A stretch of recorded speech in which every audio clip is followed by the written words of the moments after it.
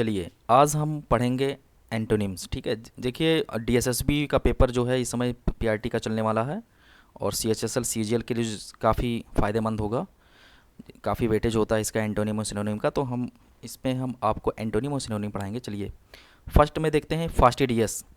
Fastidious का मतलब क्या होता है? फास्टिडियस का मतलब होता है जिसको मनाया ना जा सके। ठीक है, अब इसमें हम चारों मीनिंग को सबसे पहले तो चारों मीनिंग को अगर हम जानेंगे तभी हम इसको कर पाएंगे।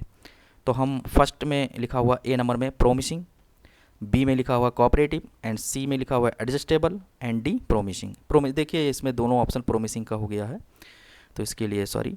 चलिए तो हम अब चारों का मीनिंग देख लेते हैं। तो ए का जो है प्रोमिसिंग, प्रोमिसिंग का मतलब होता है आशाजनक, और कोऑपरेटिव, कोऑपरेटिव का मतलब होता है सहयोगी, और सी का मतलब एडजस्टेबल, सी यानी ऑप्शन सी में एडजस्टेबल है, एडजस्टेबल का मतलब होता है समायोज कर लेना, और प्रोमिसिंग यानी दोनों का मतलब यही आशाजनक ही होगा।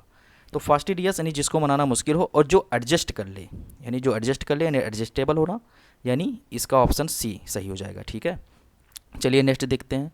सेकंड नंबर है इनक्रेडिबल। इनक्रेडिबल का मतलब होता है अविश्वसनीय। अब हम इसमें चारों मीनिंग को देखेंगे। तो ए नंबर में, ए ऑप्शन में लिखा हुआ पॉसिबल, पॉसिबल का मतलब होता है संभव। बी ऑप्शन में है बिलीवेबल, बिलीवेबल मतलब होता है विश्वसनीय। और सी यानी सी का मतलब होता है इंजॉयबल, इंजॉयबल, इंजॉयबल का मतलब होता है आनंद लेना। और डी यानी इमेजिनरी, इमेजिनरी काल्पनिक। तो इस प्रकार हम देखेंगे इनक्रेडिबल का हो जाएगा ऑप्शन नंबर बी यानी बिलीवेबल सही होगा। ठीक है, अब थर्ड नंबर में है वेनरेशन। वेनरेशन का मतलब होता है आदर या सम्मान करना। ठीक है, किसी का सम्मान करना या आदर करना, तो इसका मतलब वेनरेशन का मतलब होता है आदर या सम्मान।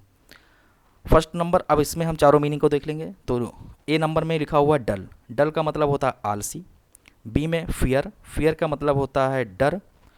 और सी नंबर में है रेवरेंस, रेवरेंस का मतलब भी होता है श्रद्धा और सम्मान करना। और डी ऑप्शन में है डिसरेस्पेक्ट, यानी वेनरेशन का मतलब अगर श्रद्धा और सम्मान करना हो गया तो डी ऑप्शन में होगा लिखा हुआ है डिसरेस्पेक्ट। तो डिसरेस्पेक्ट का मतलब हो गया यानी जिसका सम्मान न करना, अनादर करना। तो यानी इसका एंटोनिम जो हो जाएगा डी नंबर हो जाएगा। ठीक है, अब हम अपने नेक्स्ट स्लाइड पर चलते हैं। अब 4 नंबर क्वेश्चन में लिखा हुआ इंसोलेंट। इंसोलेंट का मतलब क्या होता है? तो इंसोलेंट का मतलब होता है अक्खड़ मिजाज, यानी जो ऐसा कोई व्यक्ति जो अक्खड़ का हो, यानी बदतमीज, जिसको हम हिंदी में बोलेंगे अक्खड़ या मिजाज, अक्खड़ मिजाज का। तो अब चारों ऑप्शन को देखेंगे। तो ए नंबर ऑप्शन में है इग्नोरेंट, इग्नोरेंट का मतलब होता है अनभिज्ञ या अनपढ़, अनपढ़। ठीक है, और B number option, B number में है प्राउड, प्राउड का मतलब होता है गर्व यानी गरिमा या घमंडी होना। सी है हम्बल, हम्बल का मतलब हो गया तुम्हारा विनीत। ठीक है, और डी, डी यानी लॉडेबल, लॉडेबल का मतलब होता है प्रशंसनीय। तो इस प्रकार इंसोलेंट का मतलब हो गया अक्खड़ मिजाज का यानी हम्बल, यानी इसका सी ऑप्शन हो जाएगा। इसका एंटोनिम क्या हो जाएगा? सी यानी विनीत होना। ठीक है, 5 नंबर क्वेश्चन देखेंगे। रैपिडली, रैपिडली का मतलब होता है तेज़ी से। ठीक है, और अब चारों ऑप्शन को चेक करेंगे एक बार। ए नंबर फर्मली, फर्मली का मतलब होता है मजबूती से। बी नंबर स्लोली, स्लोली मतलब होता है धीरे से। सी नंबर यानी लेजली, लेजली मतलब होता है आलसी, आलस से। ठीक है, और डी नंबर सेक्रेटली, सेक्रेटली मतलब होता है चुपके से, कोई काम चुपके से अगर किया जाए। तो रैपिडली का मतलब होता है तेज़ी से, तो इसका एंटोनिम बी नंबर ऑप्शन सही हो जाएगा स्लोली। अब हम 6 नंबर क्वेश्चन देखेंगे। टर्मिनेट, टर्मिनेट का मतलब होता है समाप्त करना, किसी काम को अगर समाप्त करना है तो उसको इंग्लिश में बोलेंगे टर्मिनेट करना। ठीक है, अब इसमें चारों ऑप्शन को देखेंगे। तो ए नंबर ऑप्शन में है चेंज, चेंज का मतलब होता है परिवर्तन। डी ऑप्शन है डिपार्ट, डिपार्ट का मतलब होता है छूटना यानी विदा होना। सी ऑप्शन यानी बिगिन, बिगिन का मतलब होता है शुरू, शुरू करना। और डी नंबर ऑप्शन है हेस्टन, हेस्टन का मतलब होता है जल्दबाजी करना।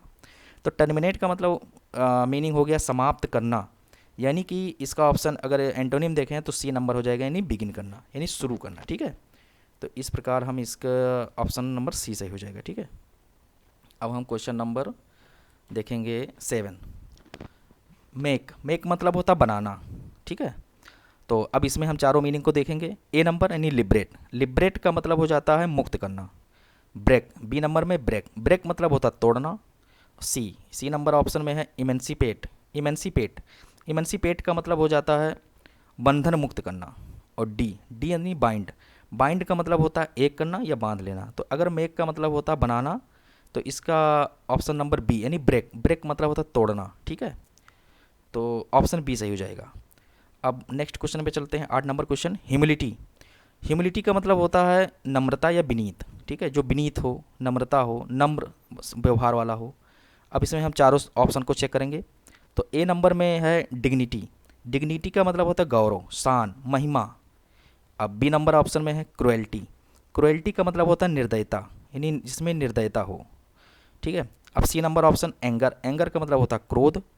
और डी नंबर ऑप्शन है प्राइड। प्राइड का मतलब होता है अभिमान करना। तो इस प्रकार अगर ह्यूमिलिटी देखें विनीत, तो इसका ऑप्शन नंबर बी यानी क्रुएल्टी एकदम करेक्ट होगा। ठीक है, सही हो जाएगा। अब हम चलेंगे 9 नंबर क्वेश्चन में। वेग। वेग का मतलब होता है जो है अस्पष्ट। अब इसमें चारों ऑप्शन को एक बार फिर से चेक करेंगे। तो ए नंबर ऑप्शन में है क्लियर। क्लियर का हो जाएगा आपका स्पष्ट होना, यानी वेग। वेग मतलब अस्पष्ट, यानी क्लियर मतलब स्पष्ट, यानी इसी इसका एंटोनिम जो है क्लियर, यानी ए ऑप्शन ही सही होगा। अननोन, चलिए इसका मीनिंग भी देख लेते हैं एक बार चारों का। तो क्लियर का मतलब होता है स्पष्ट। अननोन, अननोन का मतलब हो जाता है आपका अज्ञात। और शेडी, शेडी का मतलब होता है छायादार। और डल, डल का मतलब होता है आलसी। चलिए नेक्स्ट क्वेश्चन पर देखते हैं। 10 नंबर क्वेश्चन है कॉन्कर। कॉन्कर का मतलब होता है सहमत होना, सहमति। ठीक है। और अब इसके चारों ऑप्शन को देख लेते हैं। डिसएग्री। डिसएग्री मतलब होता है सहमति ना होना, यानी कॉन्कर मतलब सहमत होना, तो डिसएग्री मतलब सहमत ना होना, यानी इसका ऑप्शन नंबर ए ही सही हो जाएगा। डिसअपेयर यानी दिखाई न देना। डिस्करेज, डिस्करेज का मतलब होता है हिम्मत तोड़ना। और डिसअरेंज, डिसअरेंज का मतलब होता है अव्यवस्थित होना। तो इस प्रकार हमारा जो है आज हमने 10 क्वेश्चन को पढ़े एंटोनिम के। इसके साथ ही मैं हर डेली जो है 10-10 क्वेश्चन आपको कराता रहूँगा। और आप अगर CHSL SSC की तैयारी कर रहे हैं, CGL की, CHSL की, CPO की, और DSSB PRT के लिए, TGT के लिए, जिसमें इंग्लिश के एंटोनिम और सिनोनिम के 2-2 क्वेश्चन, 3-3 क्वेश्चन हर सेक्शन में आना ही है, निश्चित है। इस प्रकार हम आगे और भी करते रहेंगे।